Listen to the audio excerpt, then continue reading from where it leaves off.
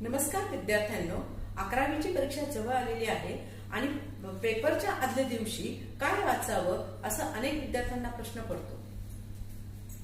या परीक्षेमध्ये एक दिवस आधी काय वाचायचं आणि नेमकं काय वाचायचं हा महत्त्वाचा प्रश्न आहे। तर आज मी तुम्हाला ह्या दोन गोष्टी महत्त्वाच्या सांगणार आहे। पहिली गोष्ट आहे महत्त्वाचे प्रश्नोत्तर आणि शब्दार्थ वाचा। जे काही तुमचं ठरवून दिलेला सिलेबस आहे त्याच्यातले महत्त्वाचे जे प्रश्न आहे आणि जे शब्दार्थ आहे ते नक्की वाचा। दुसरी गोष्ट मराठीचे व्याकरणातील काळ, वाक्य संश्लेषण, शब्दशक्ती, काव्यगुण, काळाचे आणि उपप्रकार हे नक्कीच बघा आणि हे जर दोन गोष्टी लक्षात ठेवल्या तर परीक्षेमध्ये पेपरमध्ये तुम्हाला चांगले गुण मिळतील। अशाच 11वी आणि 12वीच्या अभ्यासाविषयी मार्गदर्शन असलेल्या व्हिडिओ तुम्हाला जर बघायचे असेल तर ह्या चॅनलला सबस्क्राईब करा।